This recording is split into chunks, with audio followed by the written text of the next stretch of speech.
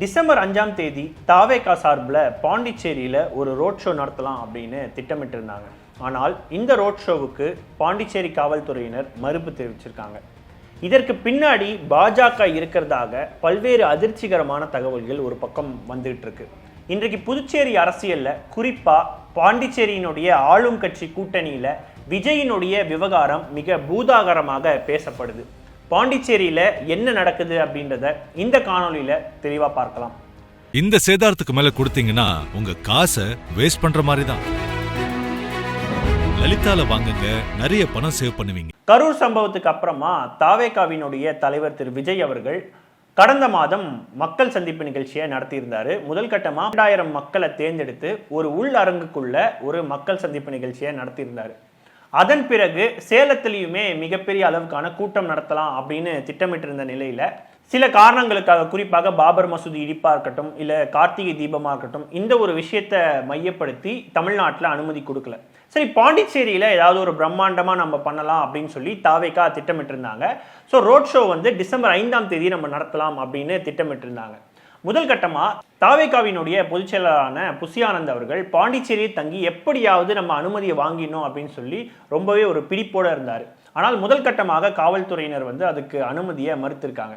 அதன் பிறகு புசி ஆனந்த் அவர்களும் தாவேகாவினுடைய ஆதவர்ஜுனா அவர்களும் ஒன்று சேர்ந்து முதல்வர் ரங்கசாமி கிட்டே நேரடியா போய் எப்படியாவது அனுமதியை வாங்கிடலான்னு சொல்லி அவரை சந்திச்சிருந்தாங்க.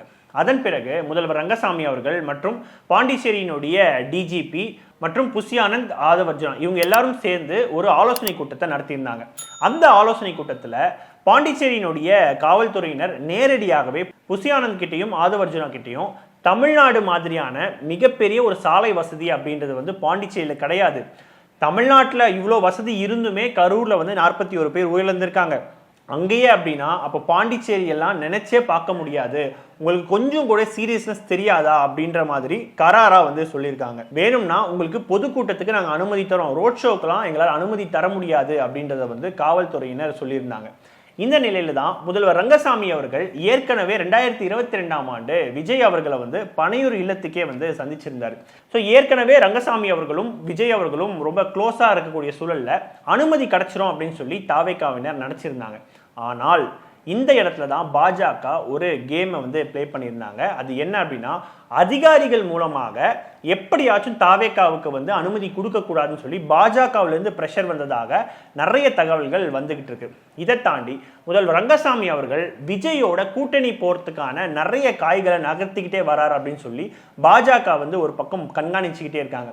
ஏன்னா கடந்த சில நாட்களாகவே பாண்டிச்சேரி அரசியலை நம்ம பார்த்தோம்னா முதல்வர் ரங்கசாமி அவர்களுக்கும் பாஜகவுக்குமே நிறைய முரண்பாடுகள் அப்படின்றது போய்கிட்டே இருக்கு. இன்னும் சொல்ல போனா சமீபத்தில் 2026ஆம் ஆண்டு பாண்டிச்சேரி சட்டமன்ற தேர்தல் தொடர்பாக தொகுதி பங்கீடு இறுதி செய்யணும் அப்படின்னு சொல்லி பாஜக தரப்புல இருந்து பேச்சுவார்த்தை குழு வந்தப்ப கூட்டணி பத்திலாம் இப்ப பேச வேணாங்க, அதெல்லாம் ஜனவரிக்கு அப்புறம் பேசிக்கலாம் அப்படின்னு ரங்கசாமி அவர்கள் கராரா சொல்லியிருந்தார். இதை தாண்டி பாஜக கிட்டேயே அவர் நிறைய அதிருப்திகளை சொல்லியிருக்காரு. இங்க அதிகாரிகள் பிரச்சனையிலிருந்து ஆளுநர் பிரச்சனை வரைக்கும் நிறைய போயிட்டு இருக்கு சார், அதனால இப்போ இதை பத்திலாம் பேசவே பேசாதீங்கன்னு சொல்லி ரொம்பவே அதிருப்தியா இருக்காரு. குறிப்பா பாஜக கிட்ட இவ்வளவு முரண்பாடுகள் ரங்கசாமி அவர்கள் வச்சிருக்கிறதும் சரி, இந்த குற்றச்சாட்டு சொல்றதும் சரி, இது எல்லாமே விஜயோட கூட்டணி சேர்றதுக்காக மட்டும்தான் அப்படின்றது பாஜக தரப்புல இருந்து சொல்லப்படக்கூடிய ஒரு செய்தியாக இருக்கு. இன்னும் சொல்ல போனா முதல்வர் ரங்கசாமி அவருடைய கட்சிக்குள்ளேயே தாவேகாவோட கூட்டணி சேர்றது தொடர்பாக நிறைய மாற்று கருத்துக்களை அவங்க வச்சிருக்காங்க. அதற்கான காரணம் என்னன்னா, புதுச்சேரியை பொறுத்த வரைக்கும் இது ஒரு யூனியன் டெரிட்டரியா இருக்கு. ஸோ ஒரு யூனியன் டெரிட்டரியா இருக்கும் பொழுது ஒரு தேசிய கட்சியினுடைய ஆதரவு அப்படின்றது நமக்கு தேவை. ஸோ மாநில கட்சியை நம்ம ஆதரிச்சோம் அல்லது மாநில கட்சியோட நம்ம கூட்டணி சேர்ந்தோம் அப்படின்னா அது மாநிலத்துக்கு எந்த வகையிலும் பயன் தராது அப்படின்றதையும் என் ரங்கசாமி அவர்களுடைய கட்சிக்குள்ளேயே நிறைய அதிருப்தி குரல்கள் ஒரு பக்கம் எழுந்துட்டு வருது. இந்த நிலையில தான் இப்போ பாண்டிச்சேரி அரசியல் அப்படின்றது விஜயை மையப்படுத்தியதாக இருக்கு. ஒரு பக்கம் ரங்கசாமி அவர்கள் மிகப்பெரிய அதிருப்தியில பாஜகவோட இருக்காரு, அதே போல விஜயோட கூட்டணி சேரணும் அப்படின்றதையும் ஒரு பக்கம் தீவிரம் காட்டிட்டு இருக்காரு. சோ இந்த நிலையில தான் பாண்டிச்சேரி அரசியல் அப்படின்றது சூடு பிடிக்க தொடங்கியிருக்கு. பாஜகவோட ரங்கசாமி அவர்கள் கூட்டணியை முறித்து தாவேகாவோட கூட்டணி சேருவாரா? உங்களுடைய கருத்துக்கள் என்னன்றதை கீழே கமெண்ட் செக்ஷன்ல சொல்லுங்க. தொடர்ந்து இணைந்திருங்கள். இது உங்கள் மின்னம்பலம். நான் விஷால் புலிவர். நன்றி, வணக்கம். இந்த சேதாரத்துக்கு மேல கொடுத்தீங்கன்னா உங்க காசை வேஸ்ட் பண்ற மாதிரி தான். லலிதால வாங்குங்க, நிறைய பணம் சேவ் பண்ணுவீங்க. மின்னம்பலம்.com தமிழின் முதல் மொபைல் பத்திரிகை.